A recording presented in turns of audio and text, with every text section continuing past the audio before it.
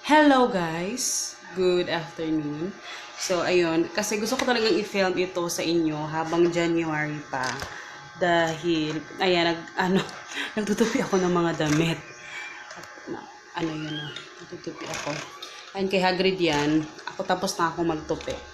So si Hagrid na lang yung mamaya magtutupi niyan. Kasi siya na yung pinagtutupi ko talaga sa damit niya. So, hayaan nyo na yan. Real life. So anyway, ayun, kasi gusto ko nga i-film ito. Gusto kong i-share sa inyo ito. Medyo hindi ko nakapag-vlog ng ilang araw kasi nga na-busy ako sa mga puppies namin. Kasi sus ko Lord, 7 sila na puppies and kailangan ko silang suportahan doon sa, syempre sa 7 sila. So, hindi sila lahat nakaka-dede. Pero ngayon, medyo, ano na sila, talaga yung iba nung una, hindi pa marunong, ngayon medyo okay-okay na. And marami nang lumalabas na milk si Chuchay. Kasi nga, pinapakain ko siya lagi ng malunggay, ng mga ganun. So, yun, medyo na-busy ako doon. So anyway, gusto kong i-share sa inyo ito kasi, di ba sabi ko sa inyo, na gumagawa ako ng parang vision board or parang yung mga goals ko. Pero syempre, hindi ko pwedeng pakita sa inyo yung this year na magiging goals namin. Kasi, malaking tendency na hindi matutuloy pag pinakita ko sa inyo. Pero ito, pinapakita ko kasi nagawa ko to dati. Na parang ito napakita ko to sa inyo and some of these are na-achieve namin siya na hindi ko na malaya. Hindi ko na malaya, 'di ba? Napaka-importante na merong parang vision board na nakikita. Actually, yung vision board, nakikita nyo siya lagi pag nag-vlog ako. Dito to nakalagay sa aming, sa door namin.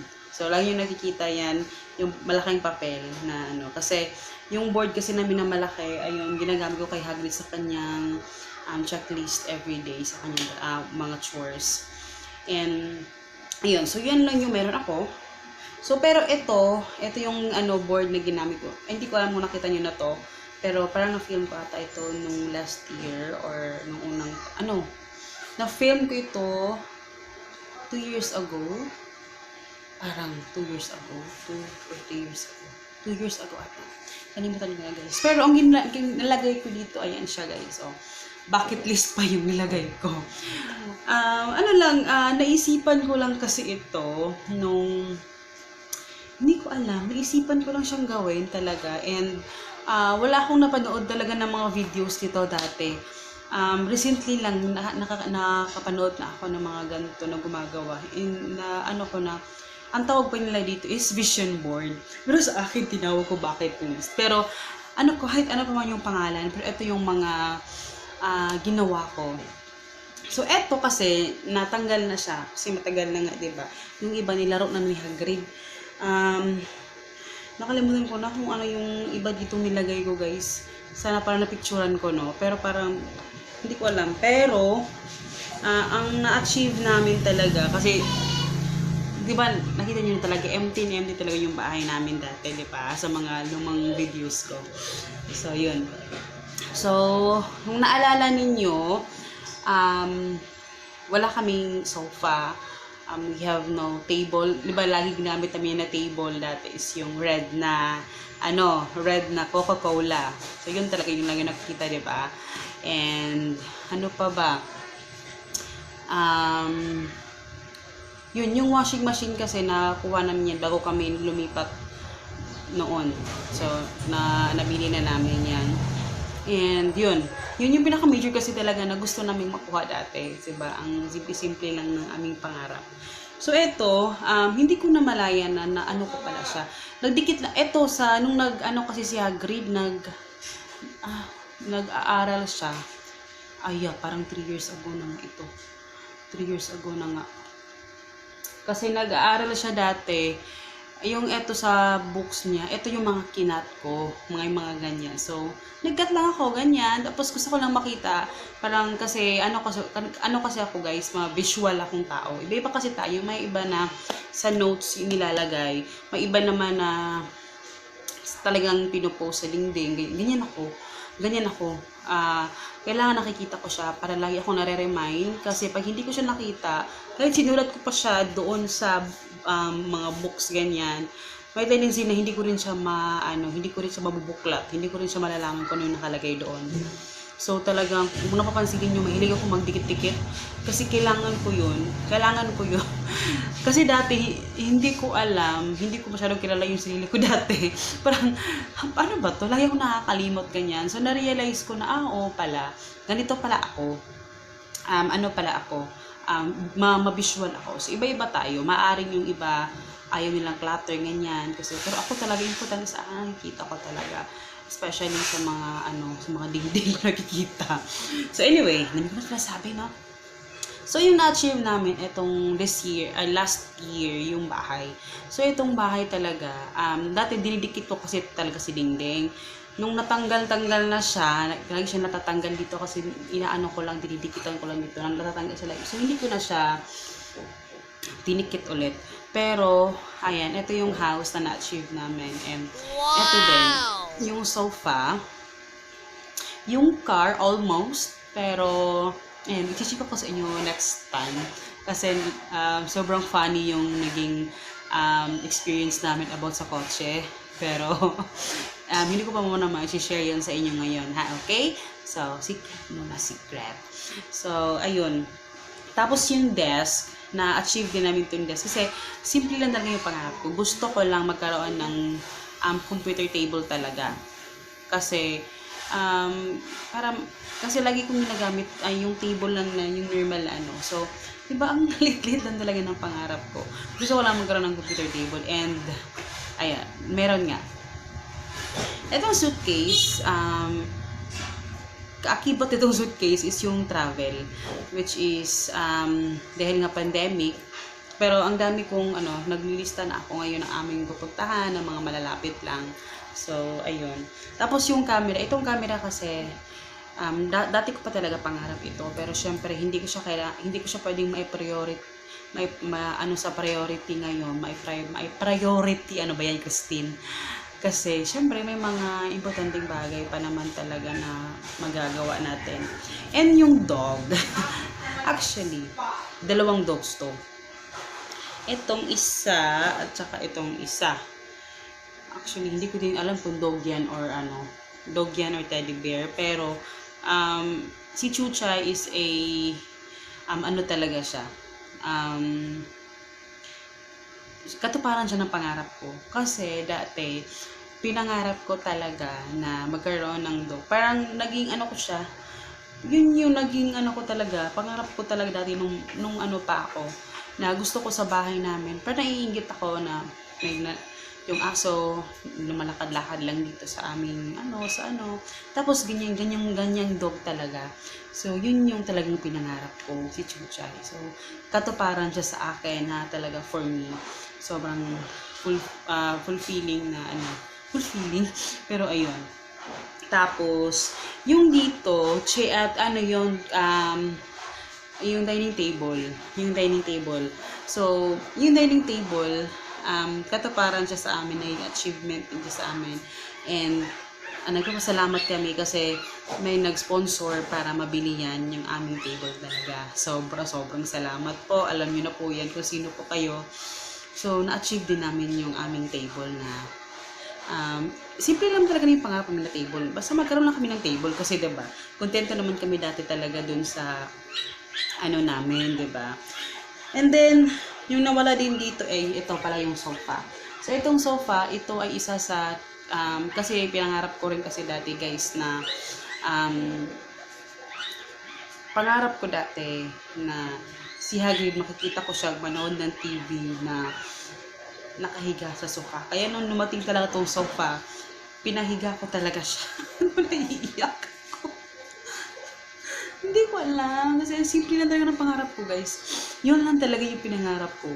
Magkaroon kami ng sofa. Kasi dati, lagi sinasabi ni Hagrid, hindi naman sinasabi, pero pag nanonood kami ng TV, talagang sa sahig talaga kami hinihiga. TV, tapos dito yung aming higaan. Ganun lang talaga. So, walang walang entertainment area or something ganyan. Wala talaga. So, masaya ako talaga. Sobrang happy ako na nagkaroon kami ng sofa. Kasi ito yung place na lagi kami nagbabanding family namin. Ito talaga, naghaharutan, silang dalawa ng papa niya naghaharutan. So,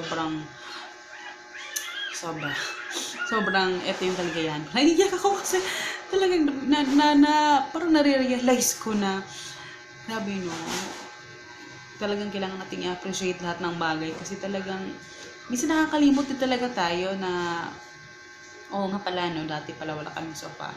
Pasalamat tayo na meron tayong sofa.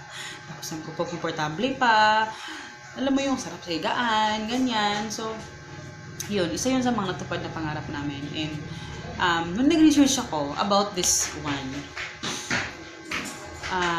kasi na-realize ko, natupad pala yung mga pinost ko, natupad pala yung mga,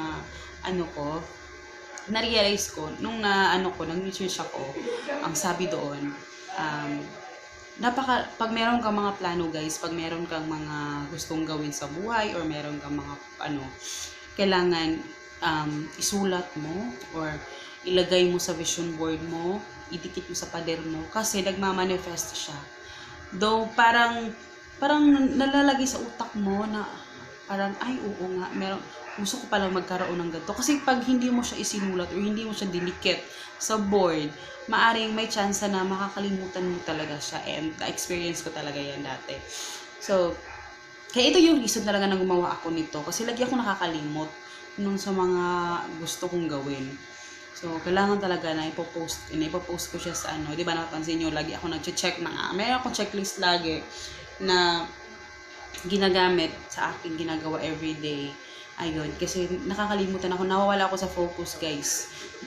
Yun yung isa sa problema ko, nawawala ako sa focus lagi. Kaya importante sa akin na meron akong nag-check, meron akong so, ayun, pakita ko sa inyo yung isang board ko ha. Wait lang. So, eto na-erase na siya.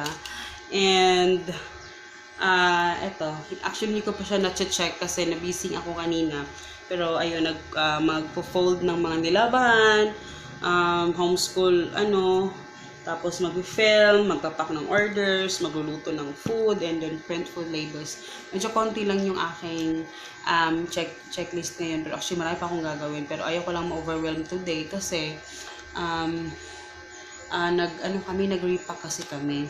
So, ayan, ito yung board na ginagamit ko sa akin to-do list every day. Every day talaga yan guys, importante. And kay Hagrid naman, ayun kay Hagrid, papansin nyo, ang higaan namin nandyan sa labas guys. So, yung board na yan yung kanyang checklist. Yun yung sinusunod niya, morning and night.